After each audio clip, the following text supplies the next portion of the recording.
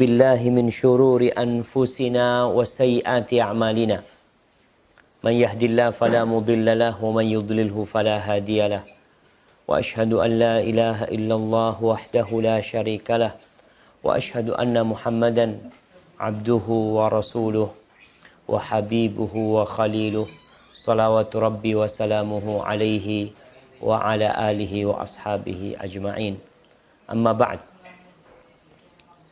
Haibati fillah, kita terus belajar, terus menuntut ilmu demi untuk mendekatkan diri kepada Allah Jalla Jalaluh. Dan kita semua memahami setelah lama menuntut ilmu bahwa orang-orang yang takut kepada Allah di antara hamba-hambanya adalah mereka yang berilmu. Allah mengatakan innama yakhsyallaha min ibadihil ulama. Maka seorang muslim tidak boleh berhenti belajar dan mengaji, membaca Al-Quranul Karim, mengkaji isinya, lalu mengamalkannya dalam kehidupan ini. Dan kita sampai kepada babul aqiqah, bab al-aqiqah. Kenapa tadi ana singgung tentang masalah ilmu? Kita lihat banyak umat Islam sebelum 10 tahun, 20 tahun yang lalu yang mereka tidak kenal dengan aqiqah. Gimana dia akan mendekatkan diri kepada Allah? Gimana dia akan takut tidak beraqiqah kalau dia nggak tahu dengan hukum aqiqah? Dia nggak paham. Dia tidak mengerti. Bahkan ya aqiqah ini bisa disebut sunnah yang baru dikenal kembali. Karena dahulu orang itu kenal dengan adanya selamatan-selamatan setelah kelahiran, yang itu adalah tradisi orang-orang sebelum Islam.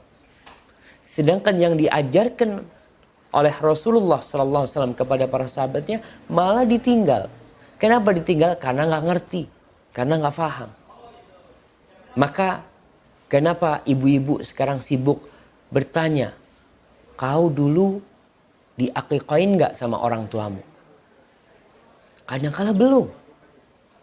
Maka dengan berilmu akhirnya kita jadi takut. Lalu tanya, Ustadz gimana Ustadz? Aba ana, umi ana nih kayaknya belum mengaqiqahin ana. Terus ana nih gimana posisi ana? Apakah ana boleh mengaqiqahi diri sendiri? Atau sikap apa yang tepat yang harus dipilih? Kenapa muncul ucapan ini? Karena ilmu yang membuat dia jadi takut sama Allah Jalla Jalaluh. Sehingga dia berusaha untuk melaksanakan perintahnya dan menjauhi larangannya. Baik, tafadhal. Dibaca tentang aqiqah.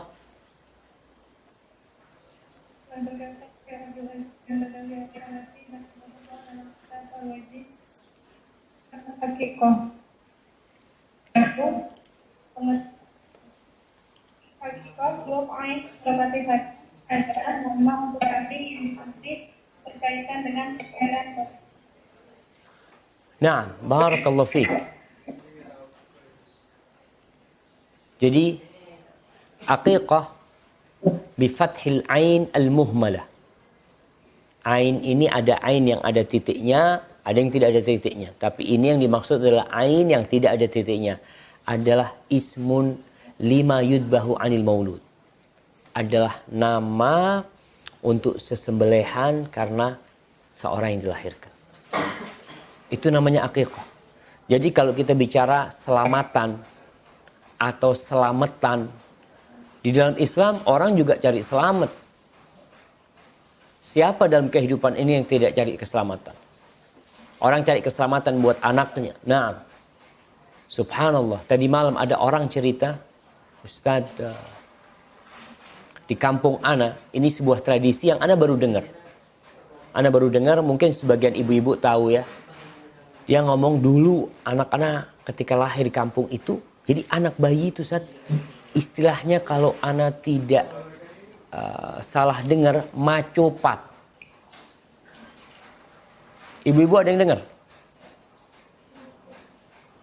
Macopat. Macopat itu kata dia adalah membacakan cerita orang-orang terdahulu dengan dinadakan. Jadi bayi ini dibacain tuh cerita. Orang-orang terdahulu itu bisa pakai bahasa Jawa, bisa pakai bahasa daerah tertentu ya di mana dia hidup, seperti itu. Dibacain cerita itu. Anak cerita apa kata dia? Wallahu alam, dia tidak memberikan penjelasan yang detail, tapi itu cerita orang-orang terdahulu saat dibacakan. Kalau tidak dibacain itu, bayi bisa mati. Dan terbukti di kampung itu ada orang yang sengaja tidak membaca itu, akhirnya bayinya mati. Ini sebuah tradisi yang perlu dicocokkan dengan syariat Islam. Apakah tradisi ini tidak bertentangan dengan syariat Islam? Karena kita orang Islam. Islam itu menghargai tradisi. Islam tidak memerangi tradisi selama tradisi itu tidak bertentangan dengan syariat Islam. Apakah di dalam Islam ada acara membaca sesuatu demi keselamatan bayi? Ada dalam Islam. Yaitu ruqyah. Rasulullah SAW mendoakan bayi. Hasan dan Husain. Ketika dia kecil dibacain sama Rasulullah SAW. U'idhukuma bikalimatillahi tammat. Min syarri syaitanin wahamah. Wa min kulli ainin lamah. Dibacain tuh ucapan-ucapan yang baik. Dibacakan kepada mereka ruqyah. Dibacain ayat kursi. Nggak apa-apa. Tapi kalau kau bacakan sesuatu yang wallahu alam, anak sampai sekarang merasa itu tidak sesuai dengan syariat Islam. Keyakinan-keyakinan yang seharusnya tidak tepat. Tapi itu masih ada. Ingat, kita juga cari selamat. Umat Islam mencari keselamatan. Bahkan doa sapu jagat yang diajarkan oleh Allah dan oleh Rasulullah SAW adalah Rabbana atina fid dunya hasanah wa fil akhirati hasanah wa qina adzabannar. Kita selalu minta keselamatan. Kebaikan di dunia, kebaikan di akhirat, dan dijaga dari api neraka. Diselamatkan dari api neraka. Akikah ini salah satu bentuk upaya mencari keselamatan dari Allah. Karena kita bersyukur kepada nikmat yang Allah berikan. Allah mengatakan, la in syakartum la azidannakum wa la in kafartum inna azabi lasyadid. Kata Allah, andai kata kalian bersyukur, pasti aku tambahin. Tapi kalau kalian kufur, ingat azabku itu pedih, kata Allah. Akikah salah satu bentuk syukur kita kepada nikmat Allah. Tentunya kita cari selamat dari Allah. Supaya Allah menyelamatkan ibunya, menyelamatkan orang tuanya, menyelamatkan anaknya. Maka kita lihat apa hukum akikah di dalam Islam. Tafadhal.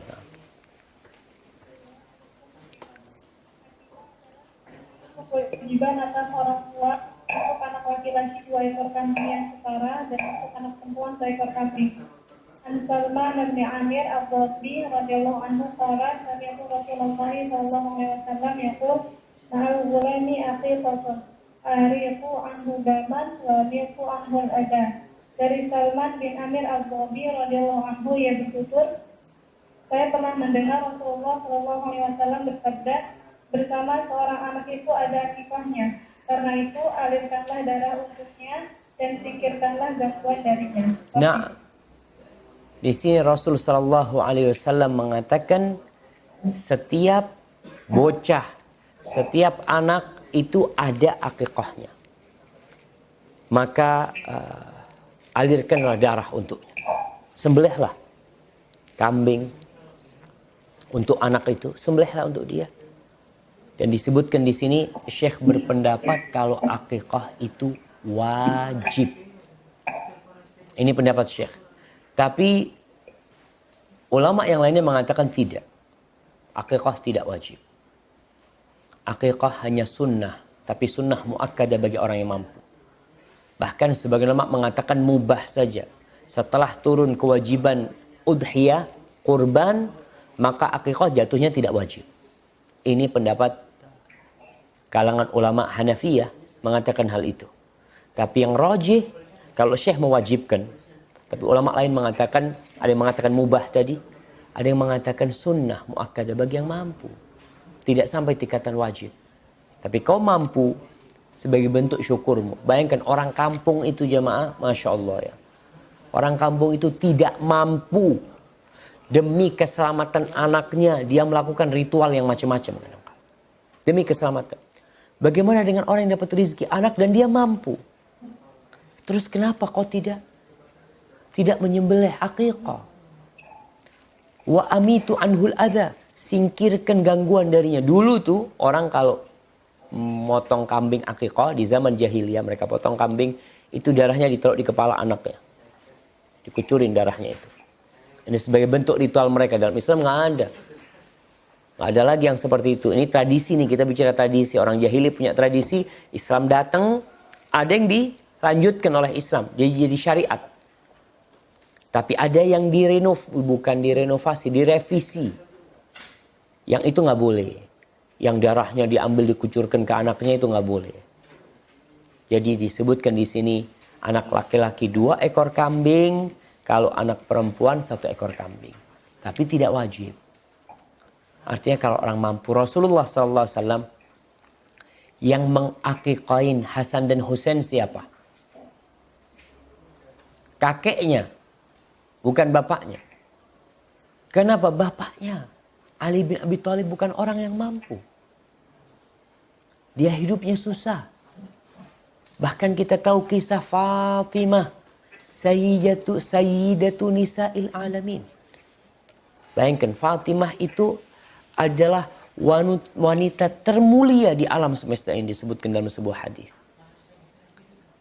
Sayyidatu Nisa'i Ahlil Jannah. Yang termulia di antara wanita-wanita surga. Dia itu masuk surga. Insya Allah dengan izin Allah, Rasul sudah mengatakan dia masuk surga. Dia akan menjadi wanita yang termulia di surga. Dia itu tidak lembut tangannya. Kan kalau kita bicara sekarang wanita termulia di muka bumi ini, bukan wanita termulia lah. Ada Miss Universe, ada Miss Indonesia, ada Miss mungkin nanti Jember juga ada Miss macam-macam tuh. Mereka membuat Miss. Kita lihat kriterianya kayak apa tuh mereka. Yang tangannya halus mungkin ya. Yang dunia nggak butuh dengan perempuan kayak gitu untuk kemajuan mereka. Mereka malah akan jadi fitnah buat dunia. Tapi yang dibutuhkan wanita-wanita yang berjuang. Mendidik anaknya. Membesarkan mereka. Agar anak-anak itu menjadi orang-orang yang soleh dan soleha. Itu yang dilakukan oleh Fatimah binti Muhammad SAW. Dia miskin. Dia masak sendiri. Bukan masak. Orang masak gampang. Gimana orang sebelum masak dia harus numbuk dulu tuh. Dulu orang kampung itu nyimpan berasnya. Sebelum kayak sekarang ada yang namanya penggilingan padi ya. Mereka langsung sekarang beli beras. Dulu itu subhanallah. Orang-orang kampung itu masih menyimpan padi dengan tangkainya. Ketika mereka mau makan ditumbuk-tumbuk dulu, dibersihkan. Lalu setelah selesai ditumbuk ya, karena masih ada yang kulitnya yang nempel atau gimana. Mereka itu pakai nampan ya. Kalau kata kita tuh tempeh di sini tuh. Jadi diangkat ya. Ana mau tanya, ibu-ibu ada yang ngelakukan itu nggak sekarang? Nggak ada. Sekarang buka plastiknya, langsung masukin ke rice cooker. Kasih air, tutup, nunggu sudah. Dulu enggak jemaah. Mereka itu sebentar-sebentar dilihat apinya, dibuka. Kemudian sama mereka ditambahin air atau gimana. Allahu Akbar. Cuma perjuangan itu membuahkan hasil. Menjadikan mereka orang-orang yang tahan hidup. Tidak cengeng dalam kehidupan ini. Orang-orang dulu Masya Allah. Tahan banting wanita-wanita mereka dahulu itu. Di sini tadi Anda sampaikan. Yang mengakikain Hasan dan Husain Rasulullah SAW. Tapi Nabi juga ketika itu belum punya banyak harta. Beliau miskin juga. Tapi beliau punya rezeki. Beliau potong 1 kambing. Buat Hasan. Seharusnya 2. Tapi 1 kambing buat Hasan dan Husain. Husain juga 1 kambing. Itu dalam riwayat yang disebutkan 1. Seharusnya 2. Nabi menyampaikan 2. Tapi karena beliau tidak mampu, yang mampu 1, ya 1 kambing. Maka di sini seorang berusaha untuk akikah. Syekh berpendapat wajib. Anak katakan iya. Ada ulama yang berpendapat wajib. Salah satunya Syekh Abdul Azim mengatakan itu wajib. Tapi pendapat ulama lain mengatakan sunnah muakkadah, sunnah yang ditekankan. Karena dalam hadis yang selanjutnya kita akan membaca bahwasanya setiap anak itu tergadaikan dengan orang tuanya. Baik, dilanjutkan. Aisyah radhiyallahu anha qalat amara Rasulullah sallallahu alaihi wasallam an na'uqa 'ala al-ghulami syataini wa 'ala al-jariyati syatan. Dari Aisyah radhiyallahu anha yang berkata, Rasulullah sallallahu alaihi wasallam pernah menyuruh kami memotong akikah 2 ekor kambing untuk anak laki-laki dan 1 ekor kambing untuk anak perempuan.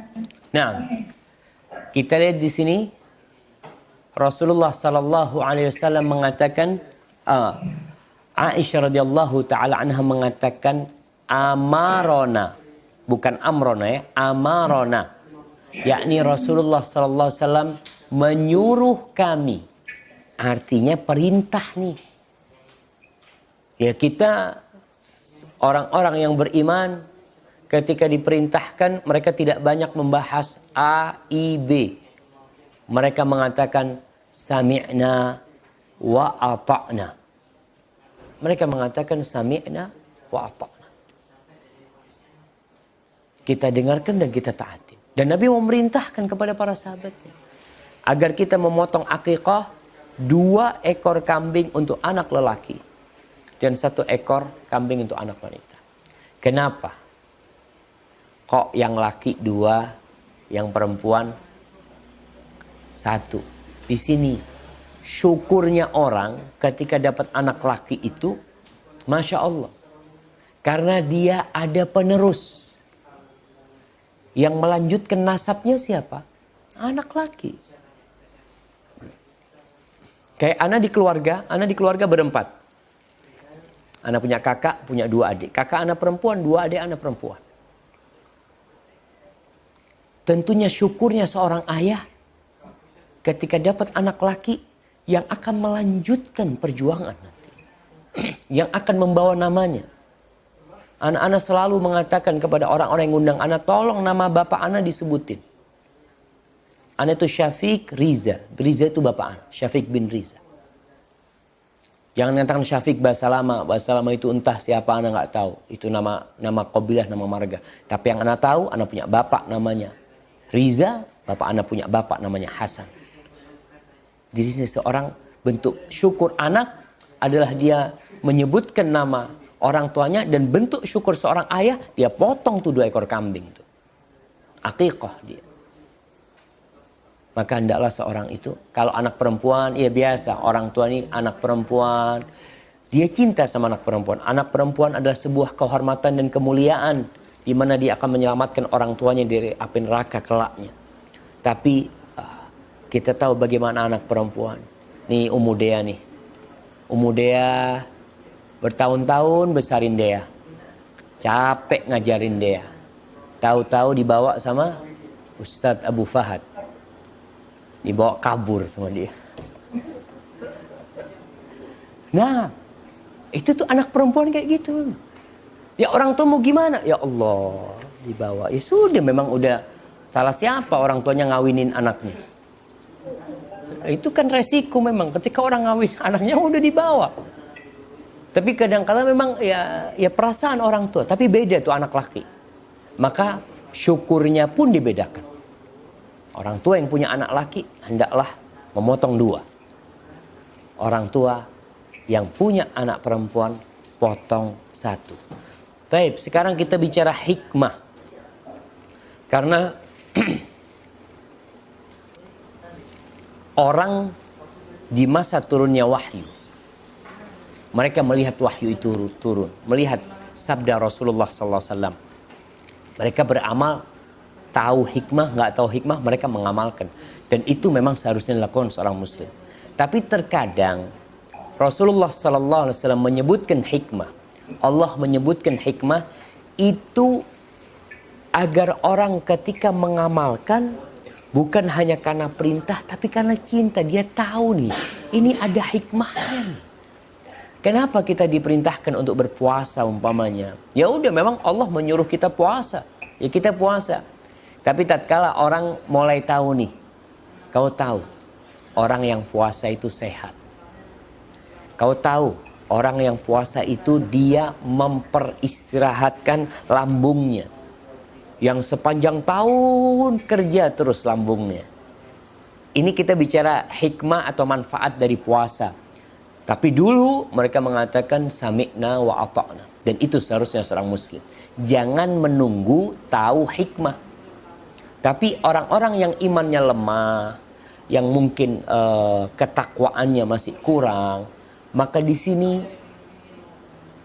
perlu disampaikan beberapa hikmah. Dapat apa tuh kau kalau akikah? Dapat keselamatan, terus dapat apa lagi? Nah, tafadhal. Lanjutkan.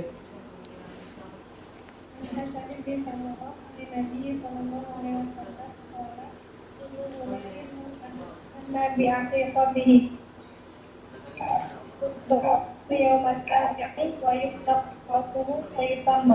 dari Hasan bin Samurah dari Nabi Sallallahu Alaihi Wasallam, beliau bersabda, setiap anak yang baru lahir tergadai dengan akikahnya, yang disembelih pada hari ke-7, digundul rambutnya dan diberi nama pada hari itu juga. Sahih. Barakallahu fiik. Ya, di sini Rasulullah sallallahu alaihi wasallam menjelaskan setiap gulam, setiap anak itu tergadaikan dengan akikahnya. Ini kalau kita faham makna tergadaikan, kita insya Allah akan faham hikmah dari akikah itu sendiri. Tahu barang gadai? Barang gadai itu nggak bisa diambil kecuali kita bayar gadaian. Kita gadai umpamanya HP nih. Taib anak pinjam duit 5 juta. Nih HP-nya. Kapan kita bisa ngambil itu HP balik? Ketika kita bayar. Para ulama berbeda pendapat makna untuk makna tergadaikan. Anak tergadaikan dengan akikahnya. Artinya kalau belum disembelih maka tetap dia masuk gadai. Di makna yang pertama yang dijelaskan oleh para ulama adalah annahu idza lam yu'aqqa anhu wa mata tiflan muni'a minasyafa'ati li abawai. Makna yang pertama tentang tergadaikan kalau anak itu mati dalam kondisi masih anak-anak, belum baligh dan belum diakikahin, maka anak itu tidak bisa memberikan syafaat buat kedua orang tuanya. Ini di antara yang para ulama sebutkan. Kita tahu anak-anak yang mati sebelum balik itu kelak akan menanti orang tuanya di pintu surga. Ketika Allah menyuruh mereka untuk masuk surga, mereka nggak mau. Enggak. Hatta ya'tiya abauna. Sampai datang orang tua kami. Tuh kalau orang tuanya tidak ngakikoin anaknya, di antara makna tergadaikan dia tidak bisa memberikan syafaat pada waktu itu. Ya gimana anaknya? Bapakku nggak mensyukuri kelahiranku. Bapakku tidak mengakikoin aku. Kenapa aku tunggu bapakku? Mamanya. Ini di antara maknanya. Maka anak itu tidak akan memberikan syafaat. Ini makna yang pertama. Yang kedua, bahwasanya akikah itu sebab. Ini perkataan Ibnu Qayyim ya dalam Zadul Ma'ad, penjelasan juga Syekh bin Utsaimin rahimahullahu taala dalam Asy-Syarhul Mumti', bahwasanya annal aqiqah sababun li takhlisil walad minasyaitan wa himayatihi minhu. Bahwasanya akikah itu salah satu sebab untuk menyelamatkan anak dari setan dan melindungi dari godaan setan. Jadi kalau orang tua nggak ngikut anaknya, ya kadang-kala anaknya jadi korban setan nanti. Karena orang tuanya kok dapat anak nggak disyukurin, kok ketika nyembelihkan ya Allah, kok ingat sama Allah, kok minta sama Allah. Maka di sini disebutkan Waqad yafutul walad khairun bisababi tafritil abawaini wa in lam yakun min kasbihi kama annahu indal jima' idza samma abuhu lam yadur syaitan waladahu. Di sini disebutkan kadangkala anak ini tidak mendapatkan kebaikan gara-gara kelakuan orang tuanya. Gara-gara orang tua. Walaupun itu bukan karena kerjaan itu anak, tapi orang tua. Karena ketika kecil, anak itu belum ada taklif. Dia belum ada beban. Tapi yang ada taklif adalah kedua orang tuanya. Gara-gara orang tua ini tidak perhatian sama anaknya, ya udah. Akhirnya jadi bahaya, seperti dicontohkan ketika seorang berjima mendatangi istrinya. Apabila bapaknya itu membaca bismillah, membaca doa mau jima, maka syaitan tidak akan mengganggu anaknya dengan izin Allah. Tapi kalau dia tidak membaca bismillah, tidak berdoa memohon keselamatan kepada Allah, maka anaknya tidak mendapatkan penjagaan. Maka akikah termasuk tergadaikan itu, salah satu maknanya adalah penjagaan. Jadi ada dua makna yang disebutkan oleh para ulama. Yang pertama, maknanya anak itu terhalang dari memberikan syafaat kepada kedua orang tuanya gara-gara bapak ibunya tidak mengakikahin dirinya. Makna yang kedua, anak itu tergadaikan, artinya akikah ini menjadi sebab yang menyelamatkan dia dari syaitan dan melindungi dirinya. Maka tinggal kita mau akikah apa enggak nih. Baik, kita udah paham nih. Kemudian disebutkan di sini dipotong rambutnya pada hari ke-7, wa yusamma, dikasih nama pada hari ke-7. Pada hari ke-7 bukan berarti harus pada hari ke-7 ngasih nama, tapi paling tidak hari ke-7 itu maksimal lah anak sudah punya nama. Karena ada orang yang masih bingung ngasih nama anaknya. Tapi hari pertama ditanya anaknya siapa namanya? Insya Allah namanya Ustadz Zubair umpamanya. Oh iya, datang orang setelah 3 hari. Tanya, nama anaknya siapa? Insya Allah namanya Yusuf. Jadi dia belum pas ini. Karena dia masih ya dengar sana dengar sini, tanya lagi sama Ustadz sana. Hari ke-7 ditanya, nama anaknya siapa? Insya Allah nih namanya Fahad. Insya Allah. Jadi belum pasti nih. Ya wallahu a'lam. Mungkin besok ganti lagi. Jadi paling tidak anak itu udah punya nama lah pada hari ke-7. Jadi hari ke-7 sudah fix namanya. Kalau mau terjadi khilaf antara ibu sama bapak, itu ada 7 hari lah. Tapi hari ke-7 sudah bawa nama tuh anak ya. Rasulullah SAW mengatakan, wa yusamma, pada hari ke-7 itu sudah dapat nama. Tapi sebelum lahir sudah punya nama, nggak apa-apa. Udah siap namanya fulan, kalau laki fulan, kalau perempuan fulan. Ada orang yang Masya Allah, baru kawin sudah tanya sama Ustadz. Ustadz, kalau anak punya anak, namanya siapa? Kamu berapa hari kawin? Baru sebulan Ustadz. Masya Allah. Ya terlalu jauh lah. Tapi kalau kau kepingin nggak apa-apa. Kalau kau sudah, artinya kau mau pakai kunyah buat anakmu itu nggak ada masalah sebenarnya. Baik, udah selesai masalah hukum akikah. Hikmah dari akikah. Dan sekarang tentang waktu akikah. Kapan nih waktunya akikah? Karena ada ibadah di dalam Islam itu yang mutlak.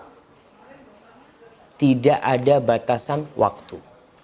Tidak ada batasan ruang dan tempat. Tapi ada ibadah-ibadah yang terbatasi. Waktunya dibatasin, tempatnya dibatasin, jumlahnya dibatasin, bentuknya dibatasin. Nah, kita akikah nih, kambing nih. Boleh enggak akikah itu sapi? Boleh. Menurut pendapat para ulama diperbolehkan. Karena itu seperti udhiyah sebenarnya. Dari bahimatul an'am. Orang mau akikah unta nggak masalah. Ustadz, ana mau akikah 10 ekor kambing. Tafadhol. Nggak masalah engkau mau akikah 10 ekor kambing. Tapi ingat tetap niatmu lillahi ta'ala. Kenapa 10 ekor kambing? Soalnya Ustadz, warga di kampung ana banyak. Kalau ana potong 2, ya nggak cukup gitu.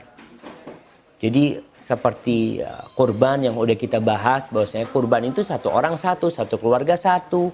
Tapi kalau dia mau kurban 1 anak itu 1 ekor sapi, maka tidak ada masalah asalkan tujuannya tetap lillahi ta'ala. Jadi bicara yang wajib itu 1 ekor kambing buat perempuan, 2 ekor kambing buat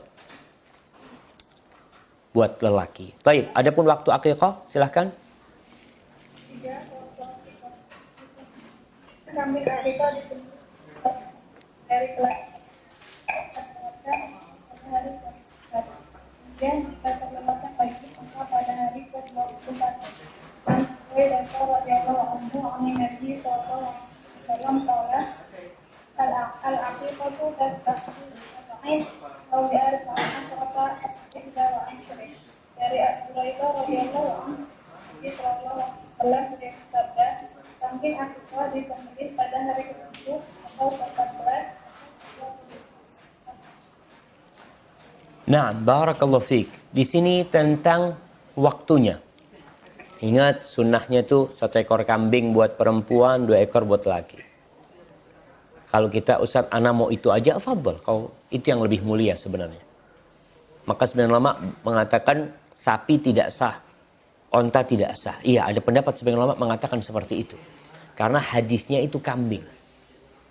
Tapi sebagian mengkiaskan dengan udhiyah, dengan korban, di mana korban itu bisa dengan kambing, onta atau sapi. Masalah waktunya, disunnahkan kambing akikah disembelih pada hari ke-7 dari kelahirannya. Jadi setelah lahir disembelihnya, bukan sebelum lahir. Ustadz ini udah mau lahiran nih. Iya, tapi kan belum lahir. Kau tunggu sampai lahir. Setelah itu kau potong, sehingga ketika potong akikahnya itu benar-benar penuh rasa syukur kepada Allah Subhanahu wa taala ketika anak itu sudah lahir. Maka sunnahnya pada hari ke-7. Kalau hari ke-7 terlewatkan. Kalau kita bicara sunnah jamaah, jadi mengikuti sunnah itu lebih mulia daripada kita menundanya tanpa sebab. Contohnya kita bicara hari ke-7. Allah masih capek keluarga ya. Ini Ustadz baru pulang dari rumah sakit ya. Mau masak-masak ini itu aduh capek Ustadz dah hari ke-10 mamanya. Kalau kita bicara nggak apa-apa hari ke-10. Nggak apa-apa hari ke-10. Tapi lebih utama kau hari ke-7. Kalau kau capek. Kalau kau nggak punya duit umpamanya. Nggak bisa memasaknya. Ya nggak perlu dimasak. Kau potong kau bagikan. Jadi nggak harus dimasak. Tapi kalau kau bisa masak, Masya Allah. Tetap ya, ada dua sisi yang perlu diperhatikan. Sisi yang pertama, masalah kemampuan kita. Sisi kedua, jangan sampai memberatkan. Atau sisi ketiga, manfaat yang dibicarakan. Kalau anak potong, Ustadz, anak potong daging-dagingnya, kemudian Anda bagikan dalam kondisi mentah, yaitu lebih nyaman buat yang punya rumah. Tidak memberatkan. Tapi bisa pada hari sunnahnya, pada hari ke-7. Bisa tuh. Tapi kalau suruh masak, Ustadz, aduh kayaknya nggak bisa hari ke-7. Ya kau cari solusi. Bisa panggil catering, bisa minta tolong tetangga, dan tetangga seneng banget untuk acara bersama-sama itu jamaah. Walaupun mereka tidak dibayar, dikatakan ini kalau bahasa kita nih di kampung nih ya, namanya rewang. Tahu rewang ibu-ibu? Rewang itu, jadi kalau ada orang mau nikahan, itu satu kampung datang tuh. Cuma untuk membantu, untuk ngerewangi ya. Bahasa Indonesia ngerewangi itu. Ya membantu lah mungkin tadi itu. Jadi mereka datang. Artinya jangan kita bikin ruwet hidup ini. Namun kalau hubungan kita sama tetangga itu buruk, maka di sini kita susah hidupnya. Maka kau ketika kau sampaikan kepada tetanggamu ini. Anak-anak lihat istri anak di kampung itu Masya Allah. Kalau ada fulan yang mau menikah, fulan yang mau lahiran atau apa, sibuk teman-temannya datang ke sana.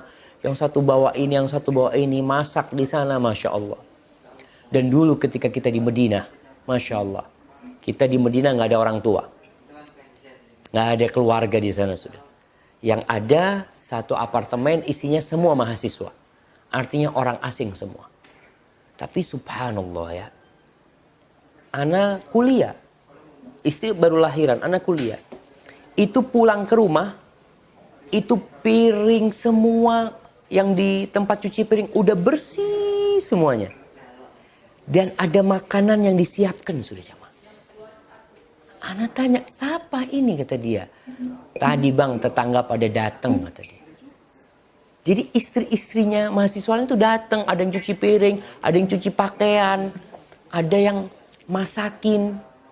Selesai. Jadi suami datang itu Masya Allah. Maka di sini kenapa kita diperintahkan untuk berbuat baik kepada tetangga. Bahkan Allah mewasiatkan tentang tetangga itu. Karena mereka adalah yang menjaga kita. Kebersamaan itu perlu dijaga. Makanya kalau ibu-ibu nih punya acara pernikahan, punya acara akikah, tolong yang diperhatikan tetangganya. Jangan teman-teman yang jauh, tetangga yang dekat enggak. Tetangga yang dekat yang lebih berhak mendapatkan. Kau kan dapat rezeki. Mereka yang akan menjaga rumahmu. Anakmu nanti akan bermain di rumah tetangga, akan bermain di jalan situ. Undang tetangga tuh. Yang mau datang alhamdulillah, nggak datang nggak apa-apa ya. Kalau kita bisa masakin, suruh catering atau apa, mudah-mudahan itu akan lebih bermanfaat. Tapi kalau Ustadz ana nggak mampu, ana cuma punya duit 800.000. Bisa nggak akikah duit 800.000 ibu-ibu? Bisa. Bisa akikah. Ana tanya di sini kambing yang umurnya 6 bulan ya, kalau kambing kacang itu dapat harga 700. Bahkan sekarang lagi murah harga kambing ini. Jadi ibu-ibu yang belum diakikah mungkin sekarang beli kambingnya.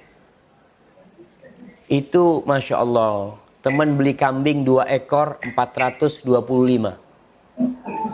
Masya Allah. Jadi cuma kalau mau ke Jakarta ongkos kirimnya yang mahal kan. Jadi potong di sini akhirnya. Itu kalau kita akikahnya model gini. Ibu-ibu mau cari yang murah. Akikahnya di kampung. Terus tetangga-tetangga dapat apa? Kan mereka paling nggak dapat lah kebaikan, rasa syukurnya orang yang punya ini dapat dia. Tapi kalau nyembelihnya di kampung, ya boleh sah-sah aja kalau kita bicara sah-sah ya. Tapi paling tidak lebih utama ya, tetangga yang tahu fulan punya anak, itu yang dapat kebaikan kita. Hadza wallahu a'lam. Ini berkaitan dengan waktu akikah pada hari ke-7. Hari ke-7 terlewatkan, ya udahlah pada hari ke-14. Hari ke-14 terlewatkan pada hari ke-21. Terlewatkan, ada yang mengatakan kelipatan dari 7. Tapi sebagian lama setelah 21 ya udahlah semampumu kapan kau mampu. Jadi kalau hari ke-7 nggak bisa, ibu undur sampai ke-14. Kemudian sampai ke-21. Tafadhal. Abi Musa radhiyallahu anhu qala wulida li ghulamun fataitu bihi lin Nabi sallallahu alaihi wasallam. Fasammahu Ibrahim. Fahannakahu bi tamratin wa da'alahu bil barakati. Wa dafa'ahu ilayya wa kana akbara waladi Abi Musa. Dari Abu Musa radhiyallahu anhu ia berkata, telah lahir anak laki-lakiku. Lalu kubawa kepada Nabi sallallahu alaihi wasallam. Lantas beliau memberinya nama Ibrahim dan menggosok langit-langitnya dengan sebiji tamar atau kurma, serta memohon barokah untuknya. Kemudian mengembalikannya kepadaku lagi. Dan dia adalah putra Abu Musa yang paling besar, yang paling sulung, mutafaqun alaih. Barakallahu fiik. Ini ada sesuatu yang membuat ana agak bingung ya. Menggosok langit-langit dengan kurma. Langit-langit itu apa jemaah? Langit-langit rumah. Iya, itu ada bahasanya mungkin. Apa bahasa Indonesianya langit-langit memang? Iya, Ustaz. Betul? Iya. Ya udahlah, kalau memang itu bahasa Indonesianya berarti karena di atas seperti langit jadi namanya langit-langit. Iya, bagian atas mulut kita itu menggosok langit-langit dengan kurma, artinya kurma itu sama Rasul sallallahu alaihi wasallam dimakan dulu sampai lembut ya, kemudian beliau taruh, karena nggak mungkin kurma itu dalam kondisi bulat kayak gitu ditaruh di langit-langit, enggak, anaknya akan keselak nantinya. Maka dihancurin, dilembutin dulu, kemudian diletakkan di atas langit-langit mulutnya ya. Itu diberikan seperti itu, dan Nabi yang ngasih nama di sini, dan Nabi mendoakan berkah. Bayangkan, didoain tuh, dibacain doa anak itu supaya barokah, supaya dijaga sama Allah SWT. Namun berkaitan dengan tahnik jamaah, tahnik ini menggosok langit-langit dengan kurma ini atau dengan sesuatu yang manis, oleh sebagian ulama disebutkan seperti itu, apakah ini kekhususan buat Rasulullah SAW atau sunnah untuk semuanya? Karena di antara para ulama ada yang mengatakan ini hanya khusus buat Nabi SAW, karena ada barokah air liur Nabi Muhammad SAW. Beliau adalah barokah, itu yang dicari sahabat adalah barokahnya Nabi Muhammad SAW. Wallahu a'lam bishawab ya. Ana mendengarkan beberapa penjelasan para ulama, mereka ada yang mengatakan itu hanya khusus buat Nabi SAW, ada yang mengatakan umum, jadi bisa dilakukan oleh siapa saja, tapi bukan mengharapkan berkah air liur orang itu, enggak, tapi mengharapkan doanya orang yang soleh itu. Ketika yang mentahnik orang yang soleh, tolong didoain Ustaz umpamanya. Hadza wallahu a'lam bishawab. Tapi insyaallah ana ingin membahas lebih dalam lagi masalah tahnik ini.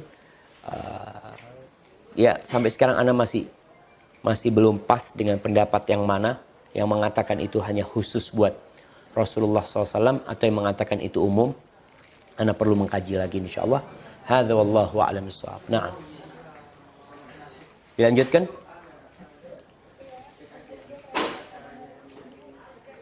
Perak seberat rambutnya. Hasan bin Samurah radhiyallahu anhu an Nabi sallallahu alaihi wasallam qala kullu ghulamin murhatannu bi aqiqatihi qultahu anhu yawm al-tabi'i wa yuhqaqu ra'suhu wa yusanna. Dari Hasan bin Samurah radhiyallahu anhu dari Nabi sallallahu alaihi wasallam beliau bersabda, setiap anak tergadai dengan aqiqahnya yang disembelih pada hari ke-7, digundul rambutnya dan diberi nama. Sahih. Barakallahu fiik. Di sini yang kedua yang dianjurkan adalah mengundul rambut pada hari ke-7 dan bersedekah perak seberat rambutnya. Berdasarkan hadis Samurah, Al-Hasan bin Samurah. Anin Nabi sallallahu alaihi wasallam. Tunggu, apakah ini Al-Hasan bin Samurah? Nah, kok di sini disebutkan hadisnya dari Samurah? Taib. Mengulur rambut pada hari ke-7 untuk anak laki, iya. Para ulama menjelaskan hal itu. Namun terjadi khilaf kalau anak perempuan. Apakah kalau anak perempuan juga dipotong rambutnya? Ini dalil umum. Artinya dipotong rambutnya. Maka al-madhab Maliki dan madhab Syafi'i berpendapat bahwasanya anak perempuan itu juga dianjurkan untuk dipotong rambutnya seperti anak laki. Tapi dalam madhab Hanabila, madhab Hambali, ya para ulama di Saudi kebanyakan mereka adalah bermadhab Hambali, mereka berpendapat kalau nggak dipotong. Enggak. Adapun mazhab Syafi'i, dia berpendapat dengan ada sebuah athar bahwasanya Fatimah binti Rasulullah sallallahu alaihi wasallam dia itu menimbang rambutnya Hasan, rambutnya Husain, rambutnya Zainab, rambutnya Ummu Kalthum ketika mereka pada dipotong rambutnya kemudian bersedekah dengan berat rambut itu perak. Tapi ini dhaif. Sanadnya dhaif.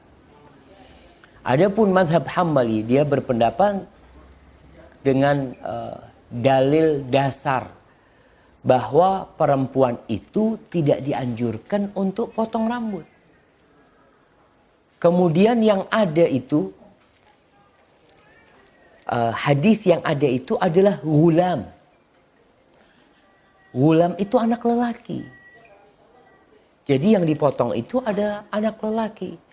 Jadi inilah yang terjadi khilaf di antara para ulama. Sebagian ulama berpendapat bahwa sabda Nabi Muhammad SAW yang tadi kita baca di hadis pertama. Hadis pertama kita baca di hukum akikah. Di sini ada penjelasan wa amitu anhul adha. Dan singkirkan darinya gangguan. Singkirkan gangguan darinya. Di sini sebagian ulama berpendapat yang dimaksud menyingkirkan gangguan darinya adalah memotong rambut. Memotong rambut itu.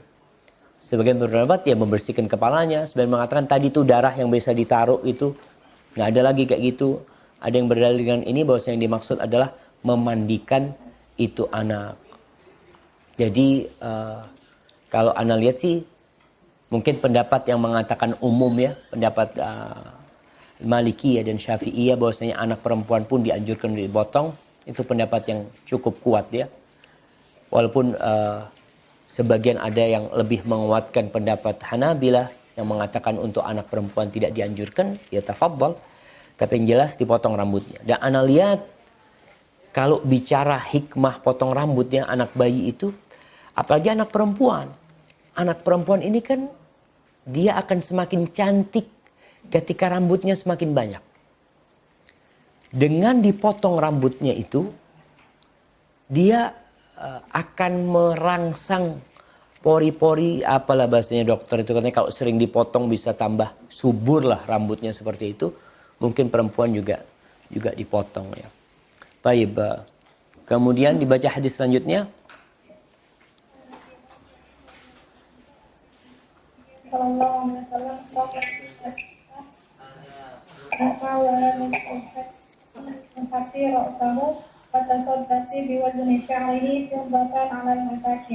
Dari Abu Rafi radhiyallahu anhu bahwa Nabi sallallahu alaihi wasallam pernah bersabda kepada Fatimah tatkala melahirkan Hasan, syukurlah rambutnya dan bersedekahlah seberat rambutnya kepada fakir miskin. Hasan. Masya Allah, ini lihat nih. Jadi fakir miskin pun mendapatkan barokah dari lahirnya itu anak. Ini yang namanya cari selamat. Kalau kita bicara mencari keselamatan, ya ikutin sunnah Rasulullah SAW. Kau dari semuanya, kau potong. Semua agama itu memiliki syariat memotong kurban.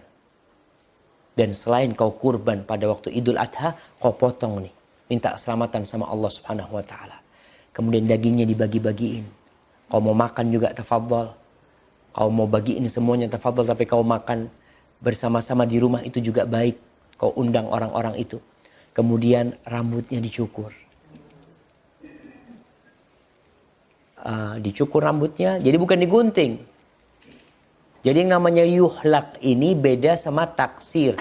Taksir itu memendekkan, tapi yuhlak ini artinya mencukur pakai pisau cukur. Gak semua orang bisa, tidak semua orang bisa. Rasulullah SAW menyuruh Fatimah ketika Hasan lahir, ini anak pertama Fatimah adalah Hasan bin Ali bin Abi Thalib. Nabi mengatakan, ihliki SAW, cukurlah. Ya, Ana mau tanya, terjemah cukur ini yang dipahami ibu-ibu apa? Cukur itu kan bisa gundul, bisa tidak. Tapi kalau bahasa Arab ihliki itu artinya menggundul. Kemudian gundul ini itu pakai pisau cukur. Kalau pakai mesin, apa disebut menggundul apa mencukur?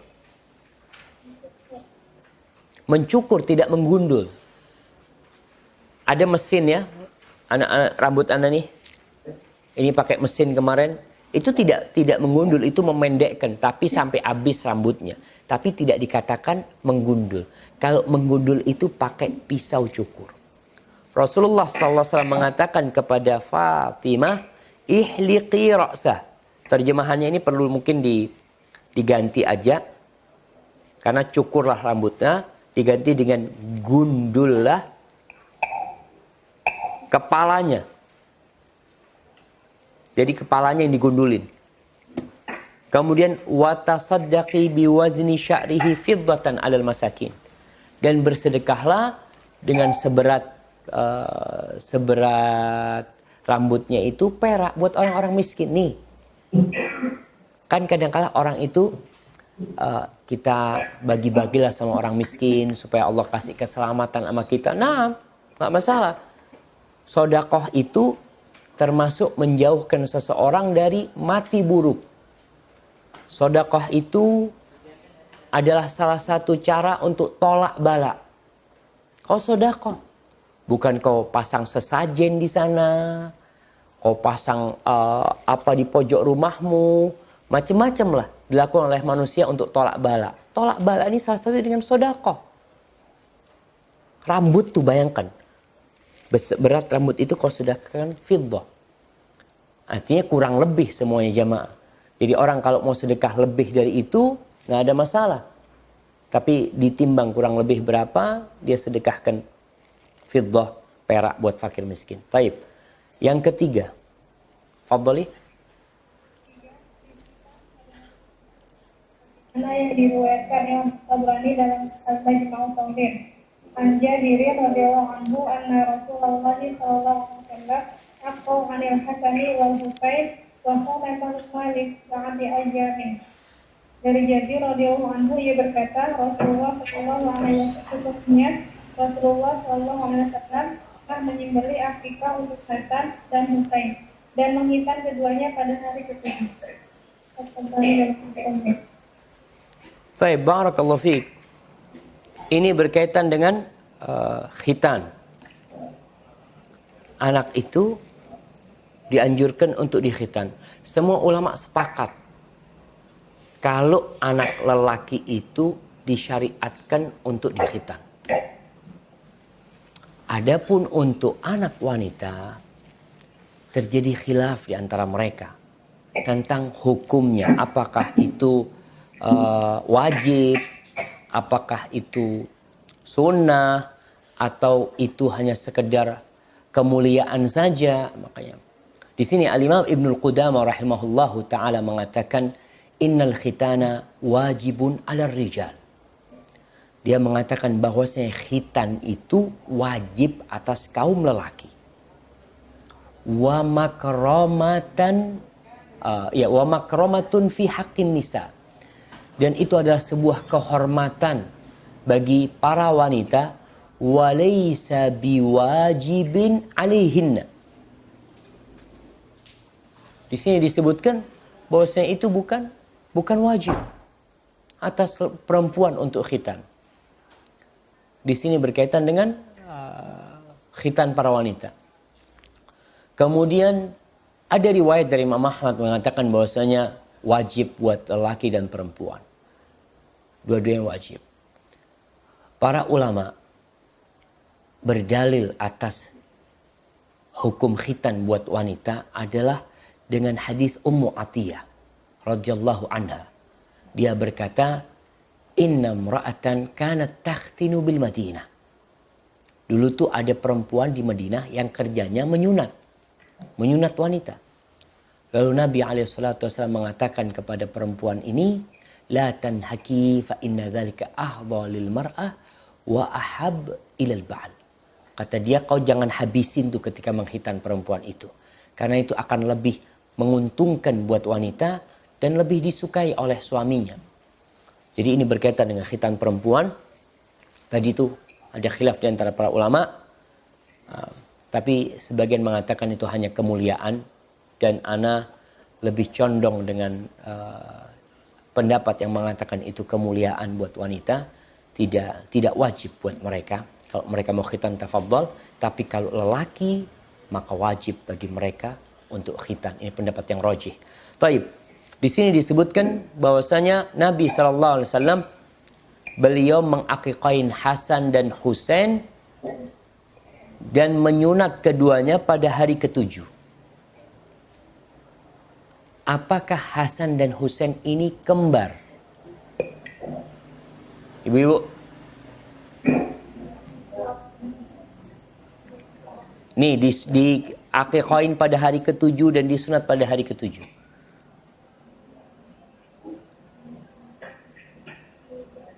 Hasan Husain kembar apa enggak? Tidak.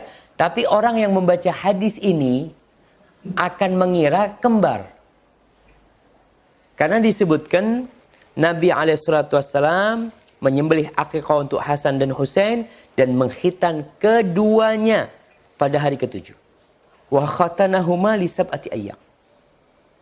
Jadi seakan-akan bebarengan tuh. Jadi khitannya Hasan Husain bebarengan. Akikahnya Hasan Husain bebarengan. Padahal tidak. Hasan anak yang pertama untuk Fatimah radhiyallahu taala anha dan Husain anak kedua. Dan Hasan atau Husain lahir itu ya nggak sampai setahun dari lahirnya Hasan. Dikarenakan Fatimah setelah selesai masa nifasnya lalu dia datang bulan sekali insya Allah, kemudian dia hamil. Jadi mungkin nggak sampai setahun perbedaan Hasan dan Husain itu. Tapi di sini diceritakan oleh Jabir bin Abdullah peristiwa dua. Peristiwa ketika lahirnya Hasan, peristiwa ketika lahirnya Husain. Daripada cerita satu-satu sama Jabir langsung diceritakan. Nabi akikah buat Hasan dan Husain. Dan menyunat keduanya pada hari ketujuh. Tapi tentunya setahun setelah lahirnya atau hampir setahun setelah lahirnya Hasan baru Husain. Baik, dilanjutkan. Tabrani meriwayatkan juga dalam An Ibnu Abbas radhiyallahu anhu qala sab'atun minas sunnah yusabi yawma sabi' yusamma wa yuftanu wa yumatu anhu al-adha wa yusqabu udhunuhu wa yu'aqu anhu wa yuhlaqu ra'suhu wa yuqahu bidamin aqiqatihi wa yutafaddatu biwazni sya'rihi ra'sahu dahaban aw fadlan. Dari Abbas radhiyallahu anhu ia berkata, ada 7 hal termasuk sunnah Nabi SAW yang berkaitan dengan anak kecil pada hari ketujuh. Diberi nama, kedua dihitan dan dibersihkan kotorannya, ketiga dilobangi telinganya, keempat disembelih akikah uduknya, kelima dikubur rambutnya, keenam diolesi darah akikahnya, dan ketujuh bersedekah untuk kepalanya emas atau seberat atau perak seberat atau berani dalam ayat yang misalnya. Nah, kita lihat di sini ada 7 sunnah. Yang pertama, ini ucapan Ibnu Abbas radhiyallahu taala anhu. Ingat ketika Ibnu Abbas mengatakan minas sunnah, berarti dia mengatakan ini adalah sunnah Rasulullah sallallahu alaihi wasallam. Walaupun ucapan Ibnu Abbas sedang memaparkan sunnah yang dianjurkan untuk orang yang punya anak. Ada 7. Ada 7 pada hari ketujuh. Yang pertama dikasih nama. Yang kedua disunat. Yang ketiga uyumatu anhul adha. Dihilangkan, dibersihkan kotoran dari kepalanya ya. Tadi mungkin ada darah atau sesuatu yang melengket di kepalanya, itu harus dibersihkan, dimandikan itu anak. Yang keempat, watusqabu udhunuhu. Dan telinganya dilobangin. Dilobangin telinganya jamaah. Ini buat lelaki apa wanita? Hah?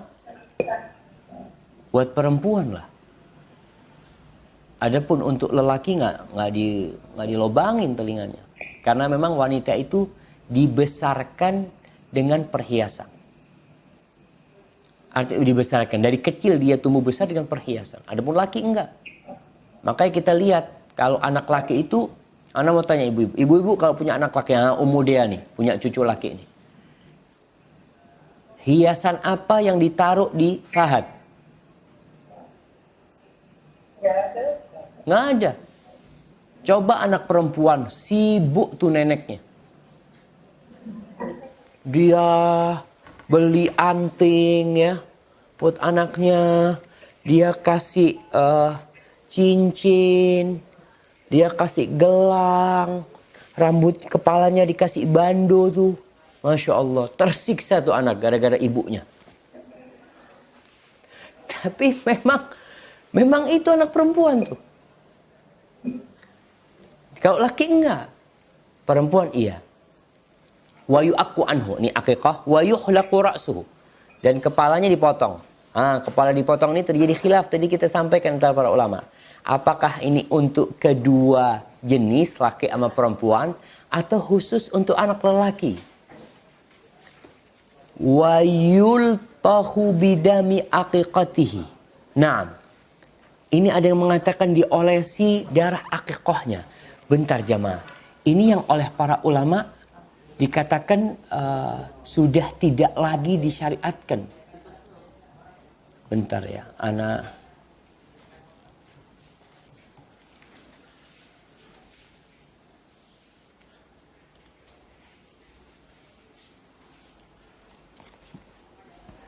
karena kalau dilihat itu malah dimakruhkan.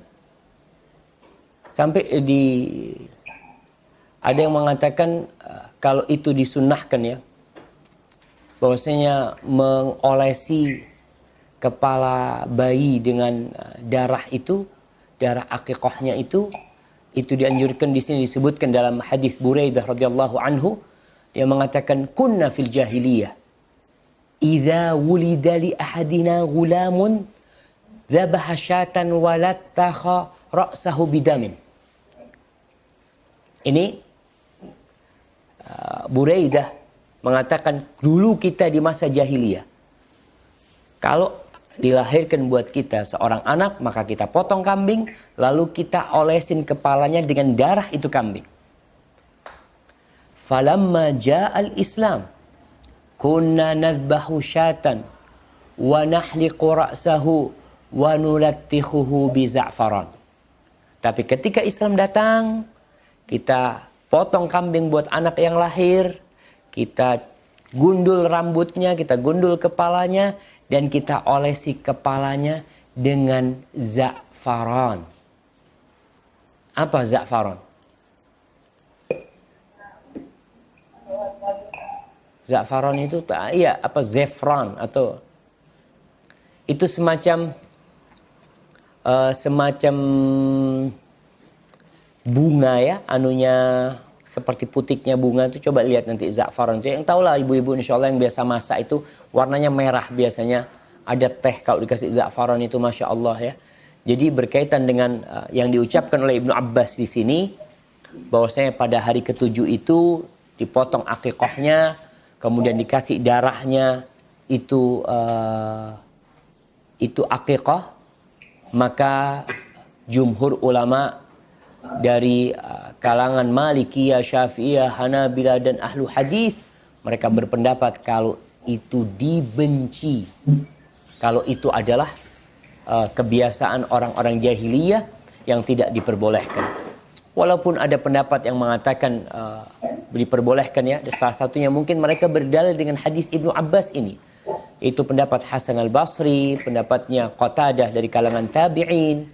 Mereka berpendapat bahwasanya disunnahkan untuk diolesi dengan darah akikahnya, kemudian dicuci setelah itu. Tapi pendapat ini dibantah oleh jumhurul ulama berdasarkan hadis yang tadi ana bacakan. Buraidah radhiyallahu anhu menceritakan, berarti di masa Buraidah itu masih ada tuh kebiasaan menaruh darah itu di bayi itu. Sehingga Buraidah mengatakan hal ini, itu tuh dulu ketika kita masih jahiliyah.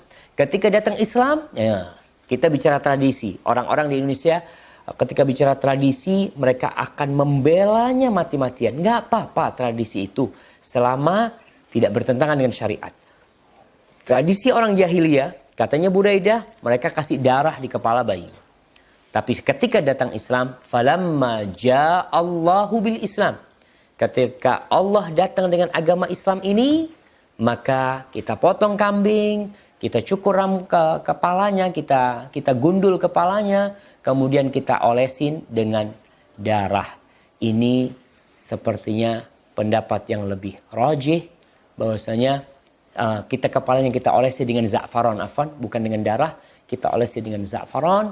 Dan ini pendapat yang lebih kuat berdasarkan hadis tadi, hadis Buraidah ya, ucapan Buraidah. Kemudian kita juga tahu darah itu adalah sesuatu yang najis, jemaah. Bagaimana kita taruh di kepala bayi? Hadza wallahu a'lam bishawab. Jadi kayaknya masalah itu sudah jelas. Kemudian masalah sedekah bisa dengan emas, bisa dengan perak. Jadi kalau dilihat zahaban au fiddah, kalau kau nggak mampu minimal dengan berat perak. Kalau kau mampu ya dengan emas. Hadza wallahu a'lam bishawab. Itu yang bisa kita kaji pada kesempatan kali ini. Kalau kiranya ada pertanyaan, tafadhol.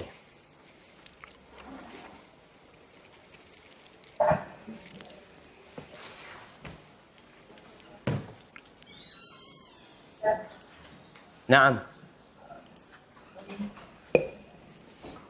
Mengenai makna atau dari itu kan masih Allah tapi ya terhalang kalau tidak akikah kan maka anak itu terhalang untuk bersafaat, dan kalau tak akikah kan dan penjagaan dari gangguan setan itu. Kita tahu orang tua kita kan anak banyak gitu ya Ustaz ya, terus pada saat kita tanya memang akikah, tapi kalau melihat kondisi banyak anak dan dulu gitu ya Ustaz, jadi ada keraguan gitu Ustaz, mungkin juga orang tua lupa atau gimana. Jawabnya sih sudah gitu. Kalau kita mau mengulangi lagi Ustaz, gimana Ustaz? Tidak mau Ustaz? Iya. Jadi berkaitan dengan mengulangi akikah. Kalau mereka sudah akikah, maka kita tidak perlu mengulangi. Karena ingat, ketika ada sahabat, ada dua sahabat nih yang dalam perjalanan. Ketika masuk waktu sholat, salah satu di antara mereka, dua-duanya ini tayammum, kemudian sholat. Mereka lalu menjalankan perjalanan, melanjutkan perjalanan, tahu-tahu dapat air, masih masuk waktu sholat. Belum keluar waktu sholat. Akhirnya satu di antara keduanya ini ambil uduk dan mengulangi sholatnya. Kata Rasulullah SAW ketika mereka melaporkan kejadian itu, yang satu tidak mengulangi sholat, tidak berwuduk dan mengulangi sholat. Yang satu berwuduk kemudian mengulangi sholatnya. Nabi mengatakan kepada kedua orang itu yang mengulangi sholat, kata Nabi SAW, laka ajran, kau punya dua pahala. Karena dia berijtihad, dia nggak tahu. Tapi yang tidak ngulangin sholat, kata Nabi SAW, asabtas sunnah, engkau melakukan yang sesuai dengan sunnah. Lebih utama mana nih? Yang ngulangin sholat atau yang sesuai dengan sunnah? Yang sesuai dengan sunnah. Orang tadi itu, orang yang mengulangi itu karena dia nggak tahu. Kalau orang tahu sunnahnya itu tidak ngulangin, lalu dia ngulangin, maka dia bukan dapat dua pahala. Dia dapat dosa. Karena dia ngulangin disebabkan tidak mengerti. Dia berijtihad. Tapi setelah tahu sunnahnya itu ya sudah. Kalau sunnahnya, kalau memang dulu sudah akikah, tidak perlu diulangin ya. Sebagaimana orang yang baca Al-Fatihah, wallahu alam, ana mungkin salah. Tapi yang ana lihat ketika orang baca Al-Fatihah, kemudian ana mau ngulangin Al-Fatihah lagi, mau ngulangin Al-Fatihah, enggak sesuai dengan sunnah. Sunnahnya itu satu kali dalam satu rakaat. Tidak mengulang-ulangi hal itu. Tapi sekarang bagaimana kalau ragu? Kita bicara keraguan. Orang kalau ragu dia sholat 4 atau 3, maka dia menganggap itu 3. Tapi kalau dia yakin 4, maka dia nggak boleh nambah. Dia mengatakan yakin 4, ya udah 4. Ragu 3, tapi ana yakin 4, ya sudah 4 berarti. Jadi kalau umur dia mengatakan tadi, yakin kalau mereka sudah akikah, selesai. Tapi kalau ragu, dan dalam keraguan itu lebih condong kayaknya enggak sih mereka akikah kayaknya. Tadi ada penguat ya yang dikatakan mereka tuh miskin Ustaz ya, anak banyak, susah hidupnya. Juga mungkin ditambah lagi ilmu tentang akikah sebagian belum belum dapet ya, seperti itu. Mungkin di sini ketika ada keraguan kita boleh bukan mengulangi, tapi memang kayaknya enggak gitu loh. Hadza wallahu a'lam bishawab. Nah. Mengenai waktu akikah yang kalau saya sudah lewati hari satu, itu berarti masih wajib akikah. Nah, Kalau yang orang tuanya tahu akikah ketika anaknya sudah 20 tahun itu begitu.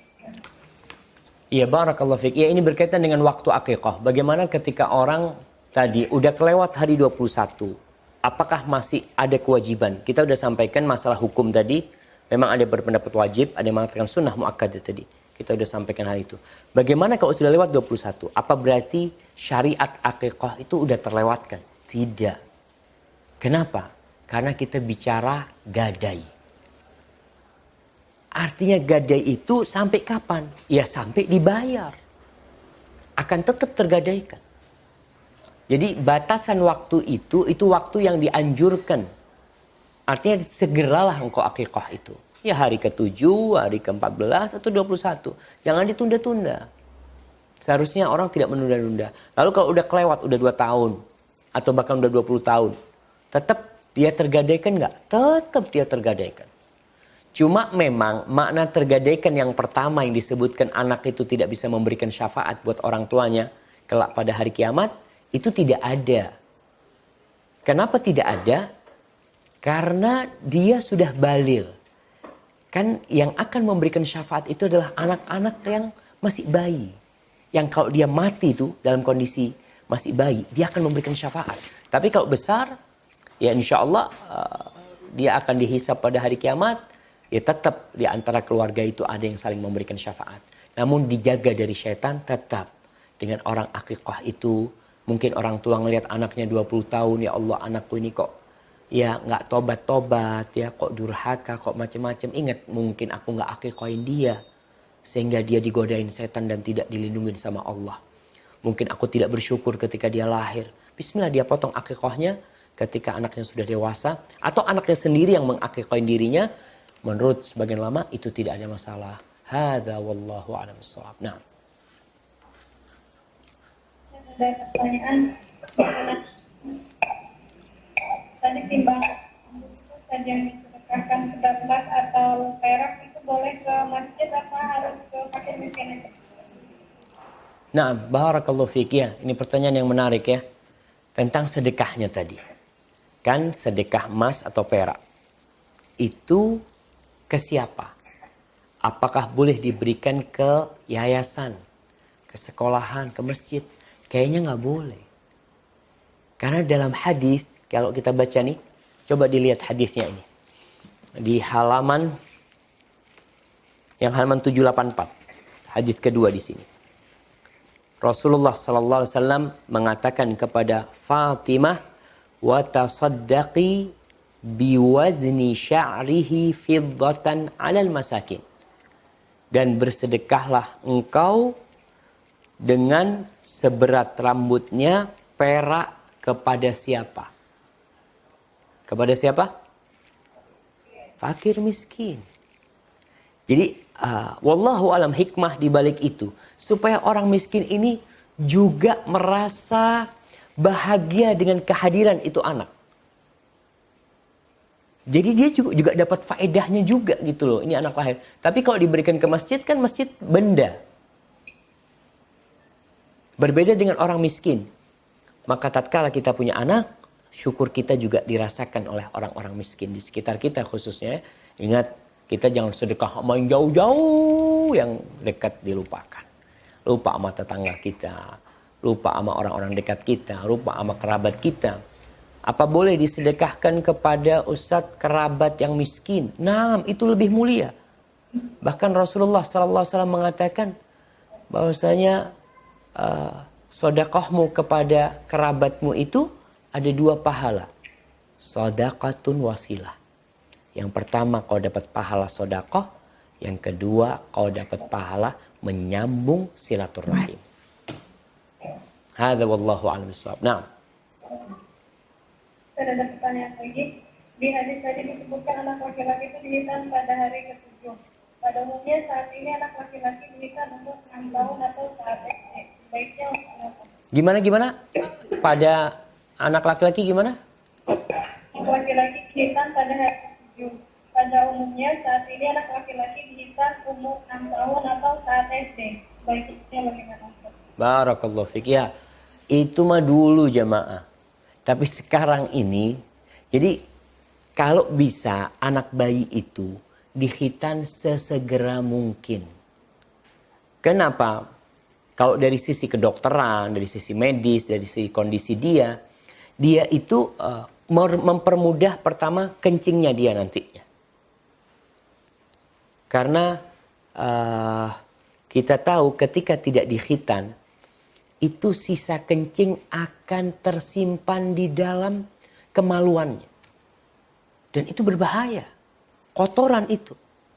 Dan orang tua nggak mungkin membersihkan tiap hari kotoran yang ada di kepala kemaluan anaknya. Maka dengan segera dia membersihkan itu untuk kesehatan anaknya. Yang kedua, anak itu masih belum bisa gerak. Dia masih tidur ya. Insya Allah kesembuhannya akan lebih cepat. Ini kita lihat kondisi anak ya, anak yang sehat. Tapi kalau anaknya sakit ya enggak lah tentunya. Tapi kalau anak itu sehat, itu akan lebih utama. Kalau menghitan anak yang sudah bisa tengkurap, bahaya itu. Tapi kalau anak masih dalam kondisi bayi, Masya Allah ya. Anak rasakan, anak ya dulu, kalau tadi mengatakan pada umumnya umur 6 tahun ya. Walaupun masih ada sekarang yang seperti itu. Tapi memang dulu itu anak itu disunat ya SD ke atas. Pokoknya sebelum lulus SMP lah. Sebelum lulus SD mereka pada sunat. Anak merasakan ketika itu sunat umur mungkin kelas 2 SD pada waktu itu. Ya namanya anak ya, bukannya cepat sembuh. Kita tambah ya yang main, layangan ini itu jatuh, bengkak lagi akhirnya tambah jadi penyakit. Makanya lebih baik ketika anak-anak itu masih tadi umur sebulan mungkin ya. Fahad udah sunat umur dia? Besok sunat? Iya, besok pagi doakan ya. Umur berapa? 40 sudah 40 lebih seminggu kayaknya sudah. Masya Allah. Ya udah telat tuh. Tapi nggak ada masalah tetap. Maksudnya nggak ada masalah. Artinya anak itu wajib sudah disunat kalau balik. Kalau kita bicara maksimal lah. Maksimal kalau kita mengatakan orang yang sholat kan harus suci. Sedangkan orang yang nggak sunat itu sisa-sisa kencing akan tersisa di sana. Sehingga ibadah dia tidak akan sempurna. Karena syarat orang yang sholat adalah bersih dari najis. Syarat sahnya orang yang sholat ya. Seperti itu. Jadi kalau ditunda-tunda yang ditakut ya ada masalah sama anaknya, dia sakit mungkin ya, dia udah bisa jalan, udah bisa lari, waduh tambah parah. Dan orang tua biasanya kesian, Allah Ustaz kesian Ustaz, masih kecil disunat kata dia. Iya, kau kalau kesian sama dia, kau sunat ketika kecil. Sehingga dia besar nggak rasakan sakit. Anak kecil tuh ya Allah, sakitnya itu Masya Allah ya. Masya Allah, nah lihat. Anak kecil itu jatuh ya. Masya Allah, kepleset atau apa, bengkak kepalanya. Nangis sebentar selesai. Karena masih ada yang mengatakan akalnya anak kecil itu belum masih berapa persen gitu. Tapi kalau sudah orang dewasa, udah mulai besar, mulai akalnya nambah sehingga dia ketika sakit itu benar-benar dirasakan sama dia. Hadza wallahu a'lam bishawab. Nah. Untuk akikah itu biasanya kan di acaranya di rumah yang anaknya, yang hamil yang punya anak gitu. Terus biasanya ada ini lagi mau bersyukur juga gitu undang teman-temannya, tapi nggak disediain kami. Terus jadi semacam tanda tanya gitu bagi teman-teman itu, kok ini kan nyebutnya undangan akikah atau syukuran anak gitu, syukuran cucu, tapi nggak ada kambingnya, jadi saya diomongin gitu Ustaz. Nah, sahih. Undangannya akikah potong ayam gitu kan? Gimana? Ya bener lah akhirnya Makanya tetaplah sesuai. Kita ini ingin mengenalkan sunnah. Kita ingin mengenalkan kepada mereka sesuatu yang disyariatkan. Maka pesan itu tetap harus sampai. Jadi kalau kau akikah, dia ngomong, Ustaz akikah 2 kambing kayaknya nggak cukup. Yang diundang banyak nih. Ya nggak apa-apa, kau potong banyak. Kau potong berapa ekor umpamanya. Mau kepada Allah SWT dan kau undang orang-orang dan dikasih dagingnya itu. Supaya orang jadi kenal. Oh, ini kok kambing umpamanya. Iya, akikah kan memang sunnahnya kambing umpamanya seperti itu. Bukan dikasih permen, dikasih apa, macam-macam ya. Jadi mungkin perlu diluruskan ya. Supaya mereka tahu inilah akikah yang sebenarnya. Adapun kita mau tambahkan di akikah itu mamanya Ustaz, anak pakai nasi kotaan ya. Anak kasih hadiah buat orang-orang sekalian mau sedekah. Enggak ada masalah insya Allah. Seperti itu. Tapi tetap akikahnya itu menyembelih kambingnya. Hadza wallahu a'lam bissawab.